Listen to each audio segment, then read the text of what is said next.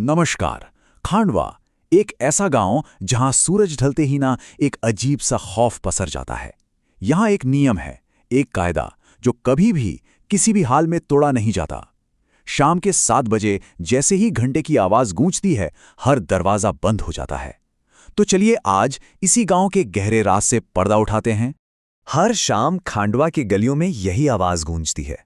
और सुनिए, ये सिर्फ एक अनाउंसमेंट नहीं है। नहीं, ये तो एक चेतावनी है। एक ऐसी चेतावनी जो गांव के हर इंसान की रगों में डर बनकर दौड़ती है। तो ये नियम आखिर है क्या? देखिए, ये कोई मामूली कर्फ्यू नहीं है। ये एक ऐसा नियम है जो डर और सालों पुरानी एक मान्यता की नींव पर टिका है। शाम 7 बजे के बाद कोई भी अपने घर से बाहर नहीं रह सकता। दुकानें बंद, गलियां एकदम सुनसान और पूरे गांव पर एक भारी डरावनी खामोशी छा जाती है।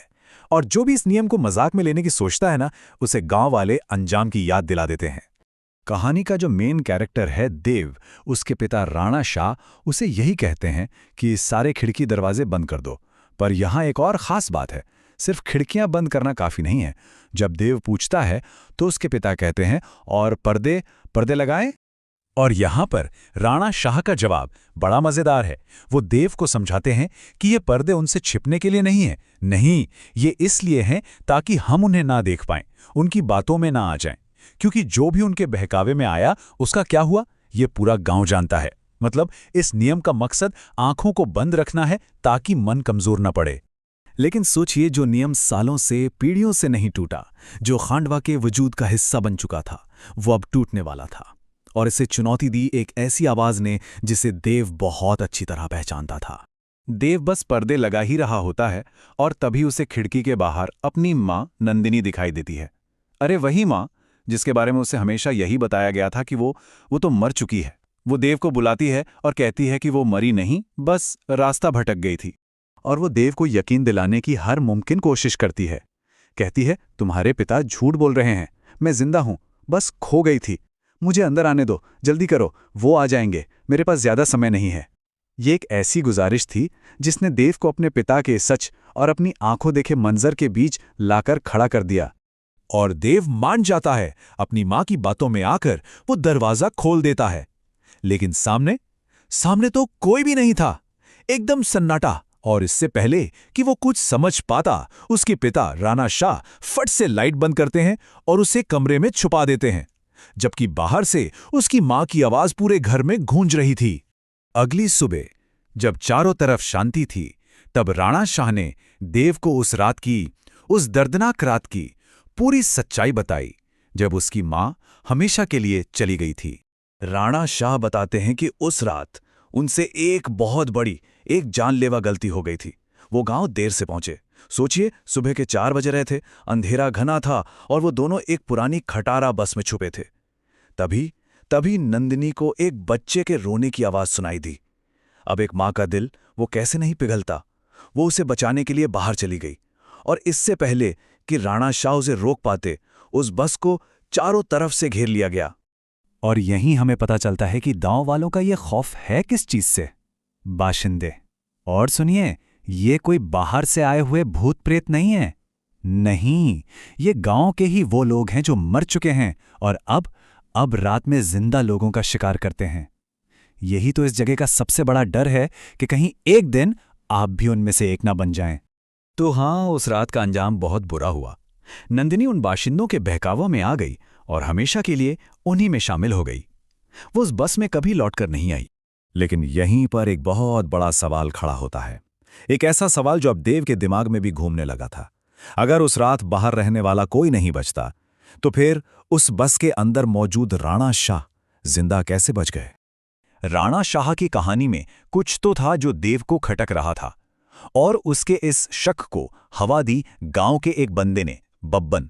एक ऐसा इंसान जो गांव की सुनी सुनाई बातों पर नहीं, बल्कि अपनी आंखों देखी पर यकीन करता था।